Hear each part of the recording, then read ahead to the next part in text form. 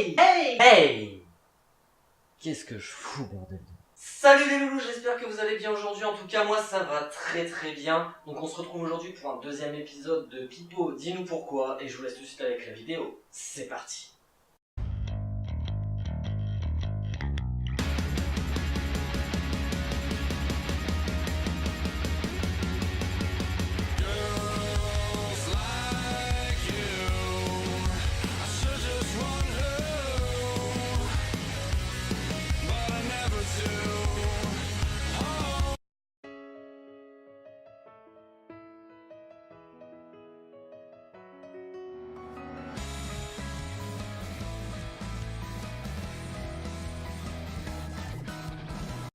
Donc voilà, comme vous l'aurez compris, aujourd'hui on va parler d'un animé qui s'appelle No Game No Life. Donc No Game No Life, qu'est-ce que c'est? C'est une série de light novel de Yu Kamiya qui date de 2012 et qui comportait 9 volumes en août 2016. Une adaptation en animé depuis janvier 2013 qui est produite par Madhouse et qui comporte 12 épisodes qui retracent les 3 premiers volumes des light novels. Il y a également eu un film d'animation intitulé No Game No Life 0 qui retrace le 6ème volume en 2017. Alors pour la petite info, Madhouse c'est quoi? C'est Hajime no Ippo, Monster, Death Note, Claymore, Hunter x Hunter et One Punch Man. Donc c'est pas des débutants, ils ont quand même un beau petit palmarès derrière. Ici dans cette vidéo on va pas parler du tout des light novels ni du film, on va parler uniquement de l'anime. Donc c'est parti pour un petit résumé. L'histoire nous fait suivre Sora et Shiro, deux frères et sœurs inséparables, qui dans la vie sont des fous de jeux vidéo. Ils restent reclus chez eux et n'en sortent jamais. Sora est quelqu'un qui a une grande culture, qui est très intelligent, astucieux et très perspicace. Quant à Shiro, c'est un génie. Dans les jeux vidéo, ils sont regroupés en tant qu'équipe qui a pour nom un blanc, c'est un blanc, et ne connaissent pas la défaite, même contre les cheaters.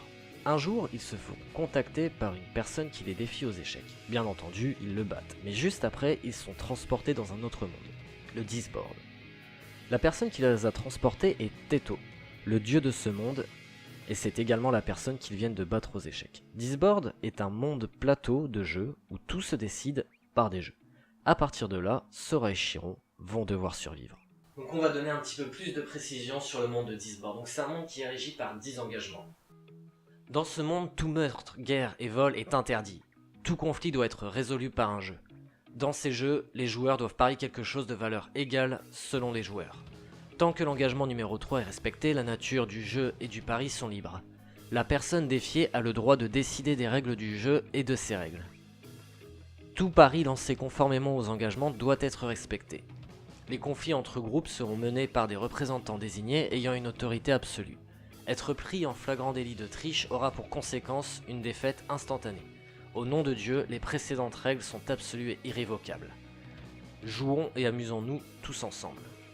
Donc le monde de Disboard contient également 16 races nommées les Excides. Donc ces races sont soumises aux 10 lois et sont rangées par ordre de puissance. Donc en 1, les Odeleus, en 2, les Fantasmas, en 3, les Élémentales, en 4, les Dragoniens, en 5, les Géants, en 6, les Fluguels, en 7, les Elfes, en 8, les Nains, en 9, les Fées, en 10, les Ex Machina, en 11, les Démoniens, en 12, les Dalphir, en 13, les Linnamana, en 14, les Warbis, en 15, les Sirènes et en 16, l'Humanity.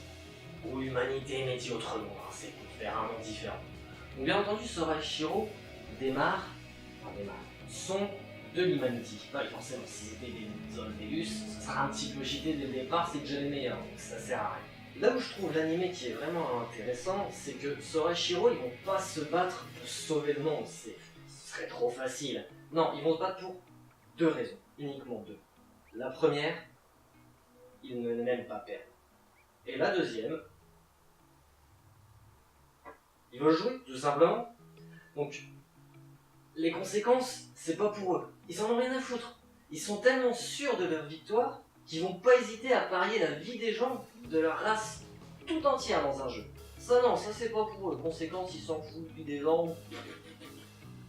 Mais ils cherchent pas à servir les autres races. Non, leur but c'est de faire des jeux. Ça doit être les seuls dans l'animé, en tout cas, dans la suite des livres, je sais pas, qui ont compris l'essence même du monde, le jeu. Donc leur but, eux, c'est de gagner contre les 15 autres races, pardon, j'ai pu dire 16 juste avant, pour à la fin aller défier Dieu. tout simplement dans un jeu ultime. Eux, leur vie, leur aventure, ils l'ont clairement comprise, c'est un jeu énorme qu'ils veulent gagner, parce que les blancs ne perdent jamais, tout simplement. Là où l'anime se différencie des autres, c'est que nos deux héros ne sont pas des bêtes de sport, des monstres de puissance ou quoi que ce soit dans le genre. Ils gagnent uniquement grâce à des stratagèmes, de l'anticipation et leur intelligence hors du commun. Comme le dit si bien Sora,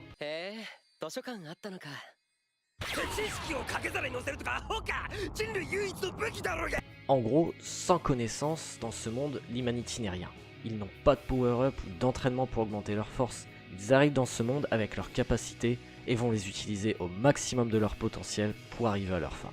Au niveau des personnages, on a Sora, 18 ans, très protecteur envers sa sœur Shiro. Il supporte pas d'être séparé, vraiment pas, ça vous verrez dans la... Et c'est également un puceau. Forcément, il était reclus, il sort jamais, donc il est puceau.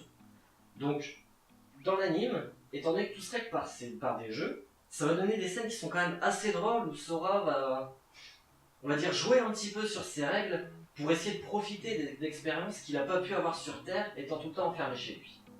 Ensuite, on a Shiro, 11 ans, sa petite sœur, pas de sang, mais ça on va l'apprendre dans l'anime, c'est pas un secret, vous inquiétez pas, c'est pas un spoil. Elle a 11 ans, c'est un vrai génie des maths et des probabilités. Elle supporte pas non plus d'être séparée par son frère, et dans un sens, elle aime pas non plus que son frère s'intéresse à d'autres filles. Du coup, ça va donner des scènes qui sont quand même assez drôles. Le duo, qui sur la Terre n'est rien en dehors du monde virtuel, peut tout avoir dans le monde du Discord, parce que tout se joue par des jeux. Et ils vont donc faire des expériences sur des choses qui leur auraient été inaccessibles sur Terre, et ça donne vraiment des scènes marrantes. On a ensuite Stéphanie Dora, qui est la petite fille de l'ancien roi d'Humanity, qui est mort maintenant, qui est une simple d'esprit, qui est assez naïve, elle gagne jamais aucun jeu, elle se fait tout le temps avoir parce qu'elle fait pas attention ou elle s'énerve trop facilement, mais elle est néanmoins loin d'être bête, et elle a des compétences politiques qui sont vraiment assez développées, qui vont bien aider nos héros. Au niveau des défauts de l'anime, je parlerai principalement des moments fanservice qui sont un peu trop nombreux à mon goût, mais qui servent quand même l'histoire. On rappelle que Sora et Shiro sont à la base des reclus totales, donc arriver dans un monde comme ça les rend curieux de beaucoup de choses, et pas forcément les bonnes. Ce qui m'a fait peur ensuite, c'est si une saison 2 est réalisée, on tombe vraiment dans le cliché harem gros fanservice. Ayant lu la suite, je sais ce qui va se passer, et ce côté-là me fait assez peur. Et qu'on perd du coup l'essence même du jeu et des intrigues. Au niveau des musiques de l'anime, on a un opening qui est vraiment très bien. C'est This Game de Konomi Suzuki.